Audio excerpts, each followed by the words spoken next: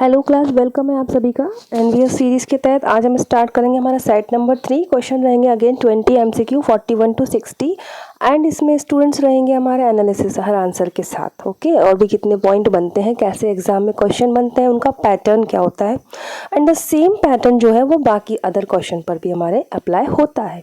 So the next first question is alone, alone, all alone. Alone, alone, all alone on a wide sea, and never a saint took pity on my soul in agony. These famous lines by Coleridge are from his poem. So, students, the rhyme of the ancient mariner. देखिए, सी की बात चल रही है, तो ये समुद्र mariner जो होते हैं, मरीन से ये वर्ड बना है। अगर आप इस पोएम की पृष्ठभूमि देखें तो ये, और इसमें हम लोगों को, मैंने आप लोगों को बताया भी था कि अगर ये कोटेशंस टाइप आते हैं और याद नहीं होते तो हमें इनके कीवर्ड्स कैच करके अपने आंसर लर्न कर लेने होते हैं। तो यहाँ पे आप सी ही कर सकते हो, अलोन वर्ड को कैच कर सकते हो इस तरह से। और ये कोटेशंस है the rhyme of the ancient mariner की। ये वर्क किसका है? तो एस.टी. कॉलरिज का है, सैमुअल टेलर कॉलरिज। पब्लिश हुआ था 1798 में। एंड ये लॉन्गेस्ट मेजर पोयम है। एस.टी. कॉलरिज का लाइफ स्पैन है 1772 से लेकर 1834। वर्ड्सवर्थ के समकालीन है, उनके दोस्त भी रहे, तो उन्होंने मिलकर लिरिकल बैलाड भी पब्लिश कराया था। Next question is Hedda Gabler Tesman, a female character in Hedda Gabler, a drama on social criticism was penned by। तो ये सोशल क्रिटिसिज्म पर एक ड्रामा लिखा गया, दैट इज हेडा गैबलर। और इसका ये जो टाइटल है, ये उसी के जो मेन कैरेक्टर है उनका नाम है, हेडा गैबलर टेस्मन। ये इसका लिखा गया है by Henrik Ibsen. Henrik Ibsen इसका करेक्ट आंसर। हेनरिक इब्सन हमारे नॉर्वेजियन प्ले राइट है, ठीक है, नॉर्वे के ये राइटर हैं, नॉर्वे कंट्री के। इनका जो लाइफ स्पैन है दैट इज 1828 से लेकर 1906। ये हेनरिक इब्सन जी का लाइफ स्पैन है। ये जो प्ले है ये पब्लिश हुआ था, हेडा गेबलर, ये प्ले पब्लिश हुआ था 1890 में। तो हमको याद रख लेना है वर्क एंड उसके इम्पोर्टेंट राइटर। और जैसा कि कुछ स्टूडेंट्स पूछते हैं मैम ये नहीं है ये है, तो पहले मैं बता दूं, ये जो हम लोग सीरीज़ चल रही है ये प्रीवियस एग्जामिनेशन में क्वेश्चन आ चुके हैं, ये वो सीरीज़ है। And the second thing is कि अगर ऐसा कुछ भी नहीं है, आपके लास्ट में सिलेबस में लिखा होता है वर्ल्ड के सारे राइटर, तो जो आपको लगता है नहीं है, इंग्लैंड के हैं और ब्रिटिश के हैं, अमेरिका के हैं, वो जो भी है वो हमारे ऑल ओवर वर्ल्ड में आप उनको कंसिडर करें और तैयार करें। क्वेश्चन कैसे भी आ सकते हैं। Who among the following poets served as an apprentice to a surgeon at Edmonton, North London, before he began his poetic career? जब इनमें से कौन है जिनका पोइटिक करियर से पहले वो एक अप्रेंटिस थे टू अ सर्जन, सर्जन वाला जो होता है उसके अप्रेंटिस थे, प्रैक्टिस कर रहे थे एडमंटन नॉर्थ लंदन में, that is answer is John Keats. Very very important, जी हाँ, जॉन कीट्स के बारे में हम पढ़ते ही हैं। तो जॉन कीट्स थे सर्जन, जैसे हम लोगों ने के एन दारूवाला जी के बारे में पढ़ा था कि वो पुलिस में थे, है ना, साहित्य अकेडमी विनर है, पुलिस में भी रहे एज अ प्रोफेशन।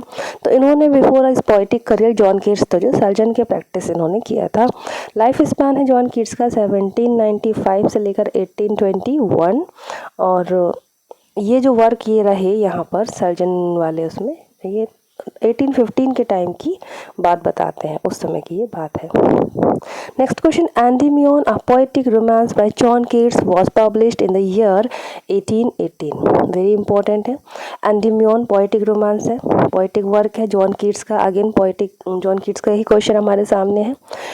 तो ये देखिए इनका पब्लिशिंग ईयर पूछ लिया गया है। बिल्कुल, हमें जब भी कोई वर्क पढ़ना होता है पहले वर्क लिखना होता है, उसके साथ उसका पब्लिशिंग ईयर एंड किसने उसको लिखा, ये तीन हमको को क्रम याद रखना होते हैं। तो वही सीरीज़ यहाँ पूछी। एंडीमियन जो वर्क है 1818 में पब्लिश हुआ था bye John Keats. And students, ये बहुत ही इंपॉर्टेंट वर्क है, डेडिकेट किया गया है थॉमस चैटरटन को। जॉन कीट्स ने, ये भी बनता है भी कोई वर्क किसी को डेडिकेट किए जाते हैं, तो अगर ऐसा किसी में है तो वो हमें पढ़ लेना चाहिए, एक बार उसको बारे में जान लेना चाहिए। थॉमस चैटरटन जी को जॉन कीट्स ने एंडीमियन जो उनका वर्क है उनको डेडिकेट करके लिखा था। और इसकी जो वेरी इंपॉर्टेंट बिगिनिंग लाइन है वो बहुत ही फेमस है, जो कि है a thing of beauty is a joy forever. जी हाँ, वो एंडीमियन की ही बिगिनिंग लाइन है, स्टार्टिंग लाइन है एंडीमियन की, a thing of beauty is a joy forever. ये भी आप लोग याद रखेंगे, 1818 में ये पब्लिश हुआ था। Next question is Prometheus unbound, ये सारे जो नाम हैं बहुत ही ज़्यादा फेमस नेम है, फिर भी अगर इनसे क्वेश्चन आ जाए तो हमको लगता है हमने नहीं पढ़ा। बिल्कुल हमको ये सरफेस वाले ही पढ़ना होते हैं। Prometheus unbound was a poetic drama. Poetic drama क्या होता है? ड्रामा नॉर्मली स्टेज पर प्ले होते हैं, पोएटिक लिरिकल वे में होते हैं, उनमें सिंगिंग करके भी जो कैरेक्टर है वो बोलते हैं। By which of the following poet? So it is by PB. Shelley, Percy B.C. Shelley. इस तरह से शॉर्ट नेम आ रहे हैं, उनको बिल्कुल उनके फुल नेम देखें, जाके सर्च कर लें।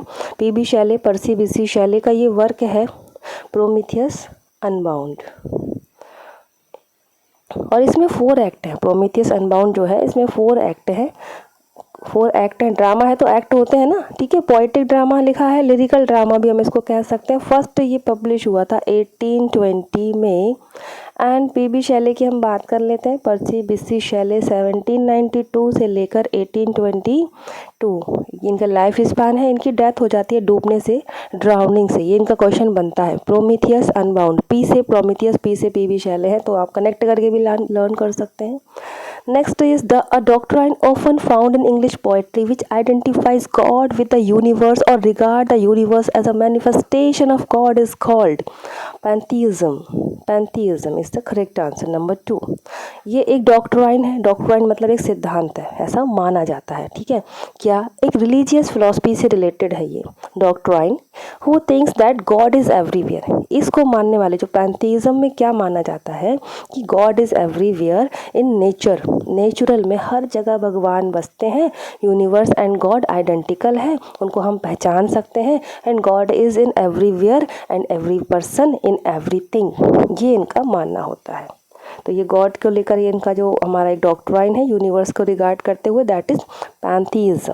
ओके, इंपॉर्टेंट है ये। और वो इंग्लिश पोइट्री में यूज़ किया जाता है बिकॉज पोइट्री में जो पोइट लिखते हैं तो वो इस तरह से भी मेंशन कर सकते हैं। Next question is Jane Austen presented the story of a proud young woman who is stubborn and elitist also. Her name is also name of the novel. तो हम इससे कनेक्ट कर ले भाई, उसका जो नाम है वो नेम ऑफ द नॉवल भी है, दैट इज एमा। एमा is a novel bye Jane Austen. बहुत ही इम्पोर्टेंट राइटर है हमारी जेन ऑस्टन। देखिए इंग्लिश नॉवलिस्ट है, तो आंसर इसका एमा है। अब इन्होंने बताया है इसमें स्टोरी है proud young women who is stubborn, stubborn है एंड एलिटिस्ट है। एलिटिस्ट का जो मीनिंग होता है जो बहुत श्रेष्ठ लोग टाइप के होते हैं ना, अपने आप को सुपर श्रेष्ठ अभिजात वर्ग के, हाई कुलीन, उस टाइप के वो अपने आप में है। स्टबॉर्न एंड एलिटिस्ट कौन? एमा। तो उसके नाम से नॉवल है एमा। जो नॉवल पब्लिश हुआ था वो 1815 में पब्लिश हुआ था। जेन ऑस्टन की बात कर लेते हैं। इनका लाइफ स्पैन है 1775 टू 1817। ओके, और इनका जो इम्पोर्टेंट वर्ड्स हैं प्राइड एंड प्रेजुडिस, ये भी हमने सुना है, सेंस एंड सेंसिबिलिटी, ये सब जेन ऑस्टन के ही इम्पोर्टेंट वर्क है, जिसमें आपको देख भी रहे हैं। Next question is An account of the growth of a poet's mind by Wordsworth is maintained in his autobiographical poem. देखिए अब इसका आंसर है द प्रिल्यूड। प्रिल्यूड जो पोएम है वर्ड्सवर्थ का वर्क है, इनकी ऑटोबायोग्राफिकल पोएम है। प्रिल्यूड के पॉइंट देखते जाइएगा। पहली बात तो ये ऑटोबायोग्राफिकल पोएम है, वर्ड्सवर्थ ने लिखी है। प्रिल्यूड इसका टाइटल है। इसको अथवा में और में growth of a poet mind भी कहते हैं। इसका एक और टाइटल है that is growth of a poets mind. अगर ये पॉइंट आता है, ये वर्क आता है आपके सामने, that is again prelude by Wordsworth. And the main important thing, ये वर्ड्सवर्थ का जो वर्क है प्रिल्यूड, इन्होंने लाइफ टाइम अपने ये वर्क लिखा। ऑटोबायोग्राफिकल वर्क है ना, ऑटोबायोग्राफी लिखते चले जा रहे हैं। स्टार्टिंग से लिखना शुरू कर दिया था, काफ़ी लास्ट तक लिखते रहे। एंड 1850 में जब इनकी डेथ हुई थी 1850 में, उसके बाद इन द सेम ईयर 1850 में, बट आफ्टर डेथ इनकी ये वर्क पब्लिश कराया था इनकी वाइफ मैरी ने, और ये टाइटल भी उन्होंने ही दिया था, prelude. That is a very very important point. Again ये सारे पॉइंट प्रिल्यूड से बनते हैं, क्वेश्चन आने की ज़्यादा इसकी संभावना रहती है वर्ड्सवर्थ का। और वर्ड्सवर्थ का लाइफ स्पान है हमारा 1770 to 1850। Next question is Dorian and Pindaric are the types of ode found in Greek literature। ठीक है, अब ये पिंडारिक तो ओड ही होते हैं, पेट्रार्कन सोनेट होते हैं, पिंडारिक ओड से टाइप है ये। तो प्रेज पोयम होती हैं ओड्स, जो क्या है पोएट्री का फॉर्म है। पोएट्री में जैसे हम फॉर्म्स देखते हैं सोनेट, लिरिक, एलिजी, इसी तरह ये हमारे सामने लिखे हैं बैलेड्स। ओड्स भी एक पोएट्री फॉर्म है। और डोरियन एंड पिंडारिक इसके टाइप्स हैं ग्रीक लिटरेचर में जो पाए जाते हैं। Next question is, Dash, an Indian author of British descent with a distinguishing fact of his career, wrote his first novel, The Room on the Roof, when he was only 17 and won the John Llewellyn Rhys Memorial Prize in 1957. ये कौन writer हैं जिन्होंने अपनी पहला novel 17 year की as में लिखा था, उसके लिए उनको ये प्राइज़ मिला था? So the correct answer is Ruskin bond student, very important Ruskin bond. 1935 में इनका जन्म हुआ है and he is alive now. First work था इनका the room on the roof, जो इन्होंने 1956 में लिखा था एंड उसके लिए इनको 1957 में जॉन लिल्विन रिस मेमोरियल प्राइज़ भी मिलता है। इंडियन ऑथर है ब्रिटिश डेसेंट के, और इनके बारे में हम देख लेते हैं। इनको साहित्य अकेडमी अवार्ड मिला है, किसको? रस्किन बॉन्ड जी को साहित्य अकेडमी अवार्ड मिला है 1992 में for his work our tree still grow in Dehra. Our tree still grow in Dehra, Dehra यानी देहरादून। तो 1992 में इनको साहित्य अकेडमी अवार्ड मिला है। पद्मश्री इनको मिला है 1999 में एंड पद्म भूषण इनको मिला है 2014 में।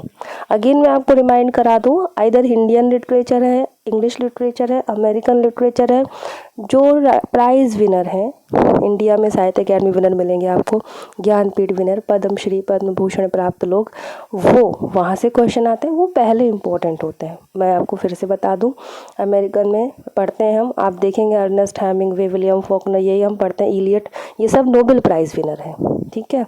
और लिटरेचर इंग्लिश की बात करें तो शेक्सपियर, वर्ड्सवर्थ, जॉन कीट्स, बिल्कुल जो मोस्ट फेमस रहे, हैंड टू हैंड जिनको पढ़ा गया, यही होता है।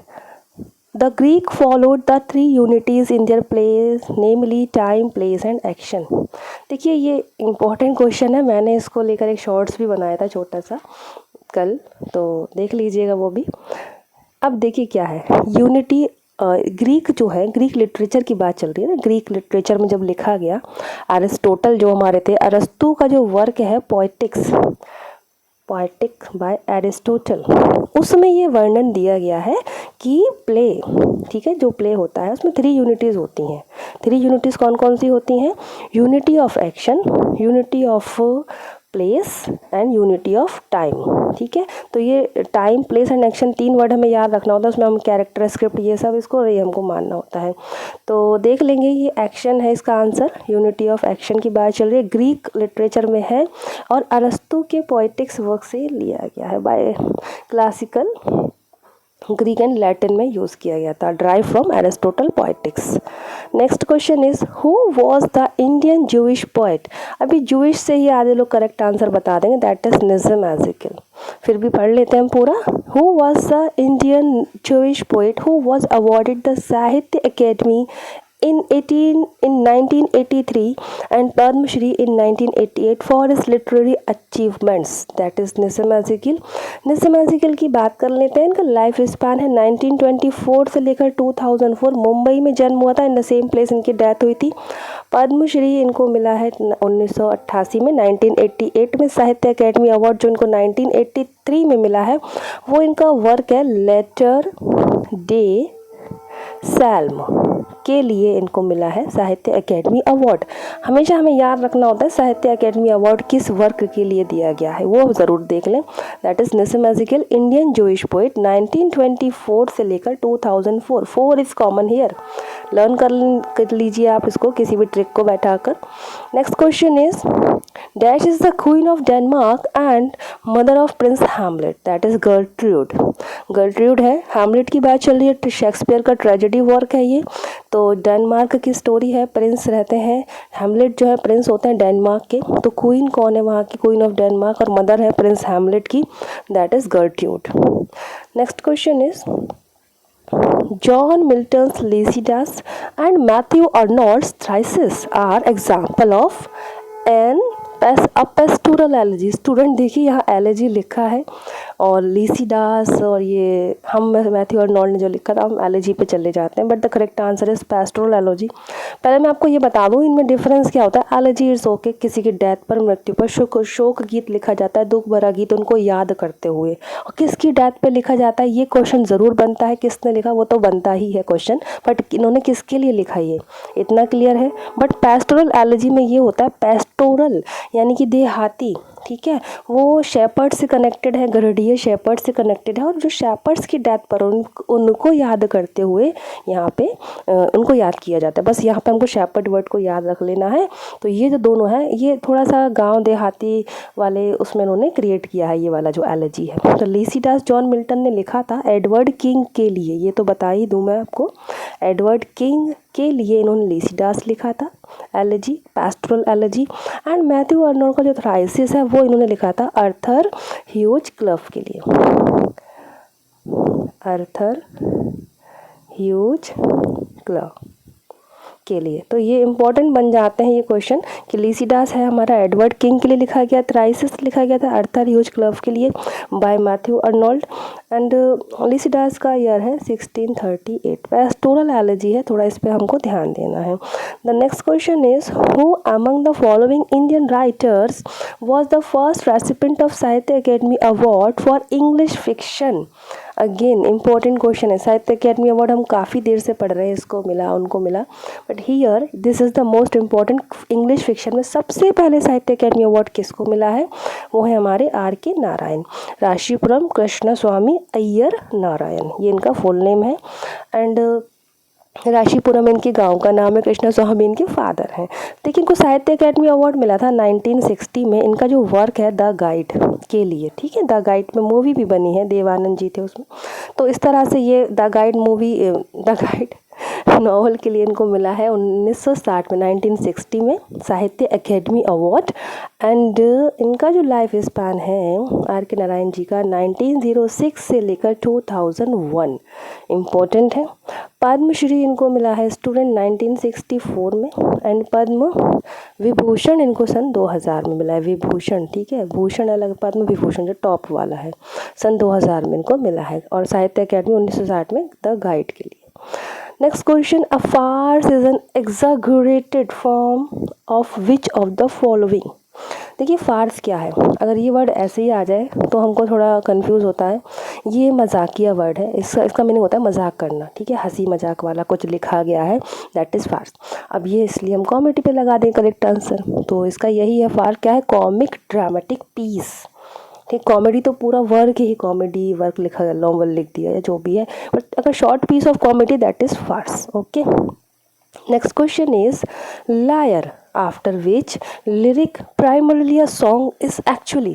ये जो लिरिक वर्ड हम पढ़ते हैं ना, गीत, जो पोइट्री का एक फॉर्म है लिरिक, तो लिरिक क्या है, एक गीत होता है, ओके, बट ये लिरिक वर्ड बना है लायर से, लायर LYRE। तो ये क्या है actually, a musical instrument, musical instrument है, कुछ इस टाइप से होता है, इसमें ऐसे ऐसे स्ट्रिंग्स लगे होते हैं और उसको फिर बजाया जाता है, म्यूजिकल इंस्ट्रूमेंट है लायर, एंड उसी से ही हमारा ये लिरिक वर्ड बना है। Next question, Vikram Seth ji, again बहुत इंपॉर्टेंट है, again dash by Vikram Seth is based on Charles Johnston's translation of Alexander Pushkin's Eugene Onegin 1833। पहले मैं आपको बता दूं, क्योंकि ये विक्रम सेठ का वर्क है द गोल्डन गेट, वो इन्होंने किस से इंस्पायर होकर लिखा ये पूछा गया है। तो द गोल्डन गेट जो विक्रम सेठ का वर्क है वो इन्होंने चार्ल्स जोनास्टन का जो ट्रांसलेशन था, इन्होंने एक ट्रांसलेशन किया था, और ट्रांसलेशन किसका किया था, अलेक्जेंडर पश्किन का जो वर्क था यूजीन का, बस उसी से इन्होंने इंस्पायर होकर लिखा। एक्चुअल में जो वर्क है यूजीन ओनिजिन से इंस्पायर होकर गोल्डन गेट लिखा गया, और ये अलेक्जेंडर पश्किन ने लिखा था, और चार्ल्स जॉनस्टन ने उसको ट्रांसलेट किया था, तो वो जो कि इन्होंने फिर पढ़ा होगा। चलिए देख लेते हैं इसका द गोल्डन गेट के बारे में। ये पब्लिश हुआ था 1986 में, फर्स्ट नॉवल है जिसने रिसीव किया था साहित्य अकेडमी अवार्ड 1988 में। देखिए विक्रम सेठ का जो फर्स्ट नॉवल है द गोल्डन गेट, कब पब्लिश हुआ था 1986 में, और इसी को ही 1988 में 2 साल बाद साहित्य अकेडमी अवार्ड मिला था इनको, विक्रम सेठ जी को, इसके लिए। विक्रम सेठ जी का लाइफ स्पैन है 1952 से लेकर alive now. Next question is, and आज का लास्ट क्वेश्चन रहेगा, 20 क्वेश्चन हम लेते हैं. Who among the following poets chose his own epitaph? Epitaph क्या होता है? Epitaph होता है जब वो जो ग्रेव होता है, कब्र होती है, उस पर कुछ लिखा होता है उन पोइट्स के बारे में, है ना. उनका लाइफ स्पैन लिखा होता है, नेम, लाइफ स्पैन, प्लेस लिखे होते हैं, बट एपिटाफ में कुछ 2 लाइन उनके बारे में लिखी होती हैं. तो जॉन कीट्स जो थे, इन्होंने अपना एपिटाफ खुद लिखा था. इनकी डेथ हुई थी ट्यूबरक्लोसिस से, टीबी से. तो मे भी ये जान गए होंगे, इन्होंने खुद का एक लिख के बता दिया था कि भाई मेरा एपिटाफ ये होना चाहिए. तो हियर लाइज, और वो एपिटाफ क्या है देखेंगे. देखिए, Here lies one whose name was written in water. Here यहाँ पर जो व्यक्ति लेटा है, अपने बारे में बता रहे हैं, यहाँ जो व्यक्ति लेटा है उसका नाम पानी पर लिखा गया है, मतलब लिखा गया और मिट गया. मैं आप लोगों को जॉन कीट्स का ये जो है एपिटाफ का पिक शो कर देती हूँ एक बार. ये देखिए students, this grave contains all that was mortal of a young English poet. young word जुड़ता है इनके नाम के साथ, और ये लिखा है पूरा नीचे देखिए. here lies one whose name was written in water, Feb 24 1821. तो ये बहुत इम्पोर्टेंट है, और ये इसी को ही हम लोग कहते हैं एपिग्राफ. तो स्टूडेंट्स, इतने ही क्वेश्चन आज के इस लेसन में. आई होप आप लोगों को ये सीरीज़ पसंद आ रही होगी. प्लीज़ आप लोग शेयर ज़रूर करें, क्योंकि आप लोग जो भी नीडी है उन तक ये पहुँचे और उनकी भी प्रिपरेशन अच्छे से होए. तो thank you so much for watching this lesson students. खुश रहिए, पॉजिटिव रहिए. जय हिंद.